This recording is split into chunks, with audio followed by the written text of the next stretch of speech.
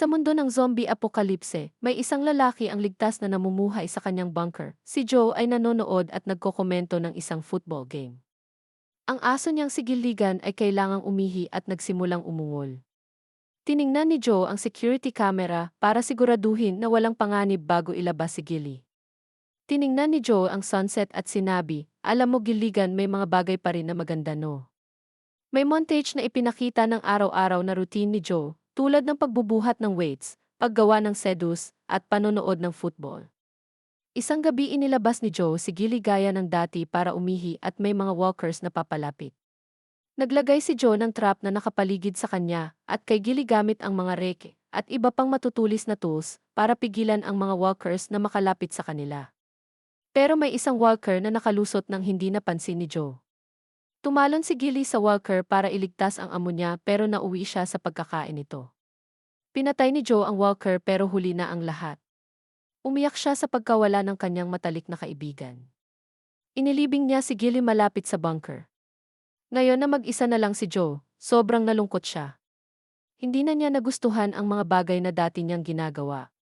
Isang araw nagsimula siyang galit na maghagis ng mga libro dahil wala na siyang gana sa mga ito. Pero may nakita siyang kahon na puno ng mga mensahe nila ng isang user na si User Scare na ipinadala nila sa isa't isa bago ang outbreak. Pareho silang mga preppers na naghahanda para sa katapusan ng mundo. Binasa ni Joe ang mga mensahe hanggang sa makarating siya sa parte kung saan sinasabi niya na magkikita sila ng personal. Nag-alinlangan si Joe noon bago ang outbreak pero ngayon sinisisi niya ang sarili niya sa pagiging duwag. Inimpak niya ang mga gamit niya at naglakbay gamit ang kanyang motorsiklo para hanapin siya. Sa gitna ng gabi habang nagmamaneho si Joe, nabutas ang gulong niya dahil sa mga spike. Naglakad siya palayo at biglang na-activate ang isang booby trap na sumalo sa kanya sa isang net. Ang taong naglagay ng trap na si Evie ay lumapit sa net at pinatay ang isang walker na malapit ng kumagat kay Joe. Pinilit niya si Joe na lagyan ng cuff ang sarili bago siya palayain. Pagkatapos dinala niya si Joe sa bahay niya at ipinaliwanag ang sitwasyon niya. Balak niyang nakawin ang motor niya, pero sinabi rin niya ang ilang benepisyo na makukuha niya kapalit. Pero hindi niya ito madrive dahil may kill switch si Joe, kaya pinilit niya si Joe na ihatid siya sa pupuntahan niya. Nanatiling hindi cooperative si Joe kahit sinusubukan ni Evie na maging friendly. Binigyan niya si Joe ng necklace na ipinasuot niya sa kanya. Sumakay sila sa motor at umalis habang tinututukan ni Evie ng baril si Joe. Sa daan, hindi pa rin sila nagtitiwala sa isa't isa. Nang tumigil si Joe para umihi, pinilit siya ni Evie na magsuot ng handcuffs. Nang bumalik si Joe para magmaneho ulit, nagsuot siya ng headphones at nagpatugtog ng music para hindi niya marinig si Evie. Nagsimula siyang kumanta at sinubukan sumabay ni Evie, pero isang tingin lang ni Joe ay pinatigil siya. Kalaunan tumigil sila para sa gabi. Sinimulan ni Evie halughugin ang bag ni Joe para malaman kung sino talaga siya. Nang makuha niya ang journal nito, nagalit si Joe at pinatigil siya. Nagsimulang basahin ni Evie ang mga mensahe ni Joe kay Sandra. Humingi ng sorry si Evie sa pakikialam at sinabi na may hinahanap din siya. Hindi sumagot si Joe at humiga na lang para magpahinga. Nilagyan siya ni Evie ng kumot para hindi siya lamigin. Kinabukasan, nagpatuloy sila sa biyahe. Tiningnan ni Evie ang sunset na may paghanga, tulad ng ginawa dati ni Joe, at sinabi na may magic pa rin sa mundo. Una sumagot si Joe nang may pagka-cynical pero kalaunan humingi siya ng sorry at inamin na may mga bagay pa ring maganda.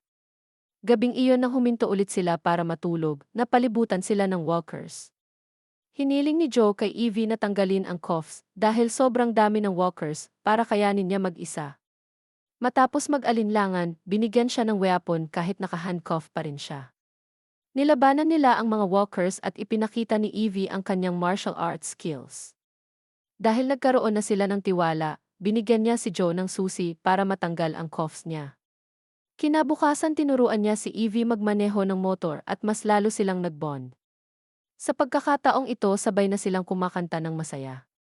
Muli silang tumigil para sa gabi at nakakita si Joe ng inumin. Tinanong niya si Evie kung saan eksakto siya dinadala at nalaman na magkalapit lang ang mga pupuntahan nila. Tinanong niya ang pagiging optimistic niya sa apocalypse at sinabi niya na ang apocalypse ang gumawa sa kanya kung sino siya ngayon. Nagsimulang magkwento si Evie tungkol sa ex-husband niyang si Steven at ang pag-asa niyang mahanap siya. Pagkatapos ibinigay ni Joe ang journal niya kay Evie para matulungan siyang malaman kung nasaan ang taong hinahanap niya. Kinabukasan habang pinapaandar ni Joe ang motor niya, tinawag siya ni Evie. Sinabi niya na nalaman na niya kung nasaan si user old skirt. Sobrang saya ni Joe sa balita at sinabi na ito ang pinakamatagal na oras na nakasama niya ang ibang tao sa loob ng maraming taon. Pero habang nag-uusap sila, may isang lalaking nagnakaw ng motor ni Joe at nag-iwan ng lamb na may sign na nagsasabing salamat sa motor. Kinuha ni Joe ang baril ni Evie at tinutok sa magnanakaw pero walang bala ang baril kaya nakatakas ang lalaki. Nagpatuloy sila sa daan na naglalakad na lang. Nalungkot si Joe sa pagkawala ng kanyang gamit. Sinisi niya si Evie sa nangyari at nagsimula silang magtalo. Tinawag niyang walang kwenta ang misyon niya na hanapin si Steven at naniwala siya na dapat iniwan na lang niya siya. Pero sinagot siya ni Evie at sinabi na marami siyang pagkakataon na umalis pero hindi niya ginawa dahil sa loob-loob niya ay nag-iisa siya at hindi talaga nagsimula ang mundo niya dahil lagi siyang naghahanda sa katapusan ng mundo at ayaw na niyang makarinig pa. Umalis si Joe kay Evie at naghiwalay sila ng landas. Nagawa ni Joe na mahanap ang lokasyon ni Uzel Skirt. Nakakita siya ng security camera at sumigaw para papasukin siya. Binuksan niya ang pinto ng bunker at tumalon si Joe papasok pero aksidenteng nasaktan ang paa niya. Naglalakad siya ng paika-ika sa hallway at bumaba kung saan nakita niya si Uzel Sir na naghihintay sa kanya. Masayang nagkita ang dalawa at sinabi niya na ang pangalan niya ay Sandra. Tinulungan niya si Joe maglakad papunta sa living room ng bunker. Samantala si Evie ay nakarating sa cabin ni Steven. Pumasok siya at wala siyang nakita kundi mga paintings ni Steven. Tiningnan niya ang mga ito at nakita niya na may ipininta si Steven na larawan niya pero puno ng pagmamahal at hindi galit. Kahit hindi niya siya nahanap, naging okay siya at sinabi, sana nakarating ka. Inalok ni Sandra si Joe ng brownie at kumagat siya dito. Nagkwento siya tungkol sa mga naranasan niya, kasama na ang pagkamatay ni Gilligan. Sinabi ni Sandra na magpapahinga lang siya sandali. Pero nalaman na ang brownie na binigay niya ay may gamot. Nagsimulang lumabo ang paningin ni Joe at naging delusional siya. Nagsuot si Sandra ng clone makeup at sinabi na sana nakilala niya si Joe bago ang outbreak noong mabuti pa siyang tao. Itinali niya ang kamay ni Joe at hiniwa ang gilid ng liig niya gamit ang kutsilyo. Kahit sinabi ni Joe na nandito siya para sa kanya, naniwala si Sandra na gusto lang ni Joe kunin ang bunker at sumigaw siya na hindi siya naniniwala. Bago niya siya muling hiwain at papunta na doon si Evie. Ipinaliwanag ni Sandra ang nangyari sa kanya simula ng outbreak. Madalas may kumakatok sa pinto niya pero hindi niya pinapansin. Pero isang araw may lalaking pumasok na gustong kunin ang bunker at patayin siya. Napilitan siyang patayin ito at doon nagsimula ang pagkabaliw niya. Susubukan niyang patayin si Joe pero tumama ang cleaver niya sa necklace na binigay ni Evie. Lumaban si Joe pero napigilan siya ni Sandra. Bago niya siya tuluyang patayin, tumunog ang alarm. Tiningnan ni Sandra ang kamera at nakita si Evie sa entrance. Inakusahan niya si Joe na gusto niyang kunin ang lugar kasama si Evie bago siya itali sa poste. Pinunasan niya ang makeup niya para magmukhang maayos. Binuksan ni Sandra ang pinto at pinapasok si Evie habang nagpapanggap na mabait at welcoming. Binigyan niya siya ng brownie na may gamot at kumagat si Evie ng kaunti.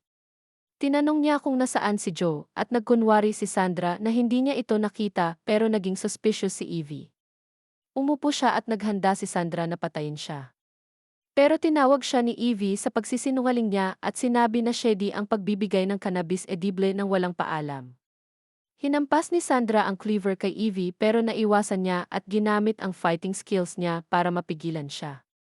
Narinig niya si Joe at tumakbo para palayain siya. Sumugod si Sandra sa kanila na parang baliw. Hinagis ni Joe ang cleaver at tumama ito sa dibdib ni Sandra at napatay siya. Habang palabas sina Joe, Evie at ang lamb sa bunker, ang na-reanimate na si Sandra ay naglakad papunta sa kanila. Muntik na silang makalabas pero hinawakan ni Sandra ang paa ni Evie. Isinara ni Joe ang pinto sa kamay ni Sandra, kaya nabitawan niya si Evie. Tinanong niya kung nahanap niya si Steven at sinabi niyang hindi pero okay lang. Mataas pa rin ang tama ni Joe sa brownie at bigla siyang tumawa ng malakas. Kinabukasan nagising si Evie na yakap ang lamb at walang makita si Joe. Pero lumitaw siya at lumapit sa kanya at natuwa siya. Nagpasalamat si Joe sa pagbabalik niya para iligtas siya at nagyakap sila. Inamin niya na tama si Evie na nasayang niya ang buhay niya sa paghahanda sa katapusan. Pinalakas siya ni Evie at sinabi na hindi pa tapos ang buhay niya at pwede pa siyang magsimula ulit kasama siya at may bagong pananaw sa buhay. Masayang naglakad sina Joe, Evie at ang lamb sa daan, at pinangalanan ni Joe ang lamb na Skipper at dito nagtatapos ang part 1. Like and comment kayo para sa part 2.